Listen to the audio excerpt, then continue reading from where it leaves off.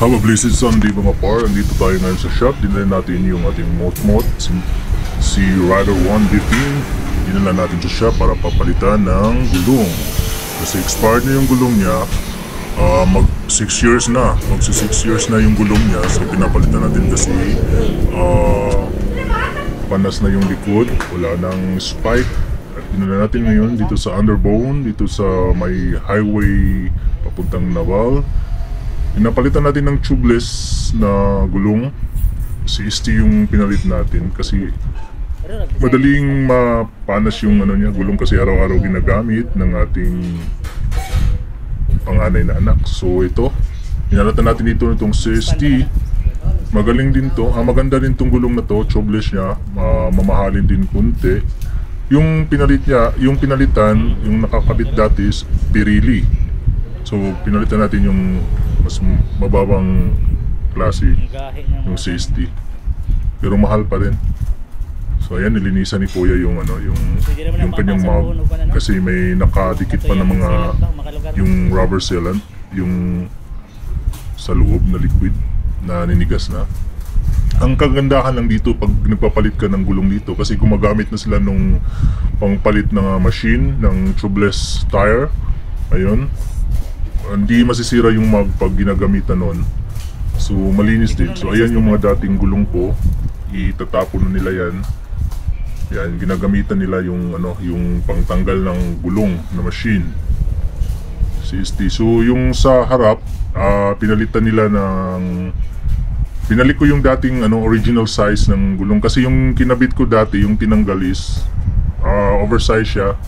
Yung sa likod is 100/90 by 17, yung sa harap naman is 90/90/17. So yung pinalit ko ngayon yung original size niya, yung sa rear is 80/90/17, yung sa harap naman is 70/90 times 17. So ayan, may kiliitan siya titingnan pero yung maganda naman yung klase ng gulong. Yung kagandahan dito kasi gumagamit sila ng machine tsaka nilalagyan ng hindi tulad ng mga typical na nagpapalit na nililigwat nila yung ginagamitan ng mga matutulis na bagay, so nasisira yung mug. Ayan. So ayan, pagmasdan natin yung ginagawa nila guys.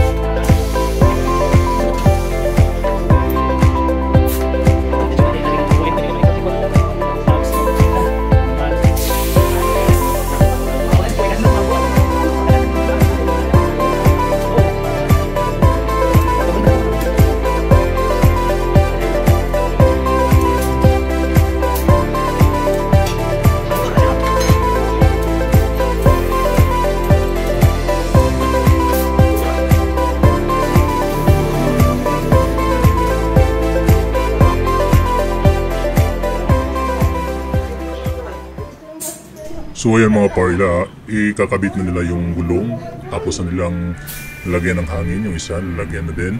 So ngayon ikakabit na nila yan, yung harap at sa likod. Yung niya, yung laman ng hangin niya is binabase din nila yung sa PSI na required dun sa bawat gulong sa front at sa rear. So nakasulat naman dun sa guide, dun sa may nilagay ko dun sa may upuan, yung guide niya, yung original na PSI amount na ilalagay dun sa gulong. So yan, nilalagay na ni Kuya yung sa harap. At sabi niya is okay naman to yung original na sukat ng gulong, at least hindi mabigat. So yung mga luma. At marami din silang mga gulong dito guys, kahit di klase na gulong, may mga Pirelli, Michelin, CST, at iba't iba pa na para sa yung mga sports type na gulong. So marami sila. So itong shop na to is matatagpuan lang dito sa highway sa Naval, Balearan, papuntang bayan. Ito yung Underbone Underbone Shop. Yan ang pangalan ng ano nila. So ayan, nilalagay na ni Kuya yung front tire. Gusto niya may lagay. Yung sa likod na naman, yung inaayos pa ni Kuya. Nilalagyan pa yung mga langis-langis sa gilid.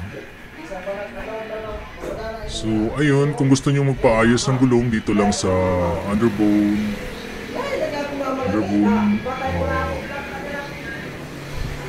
yun. So linggo ngayon, ito na lang yata yung tinatapos nila, yung sa akin na lang. So maya maya magsasara na sila, half day lang pag linggo yung shop nila. So masasatisfied talaga kayo kasi ayusin nila yung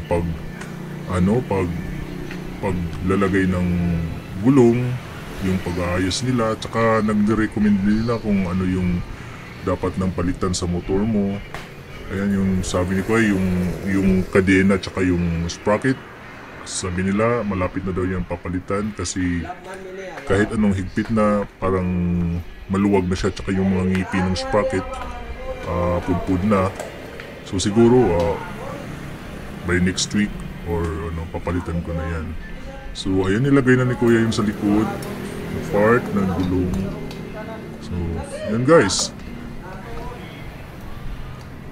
dito na tayo sa Underbone.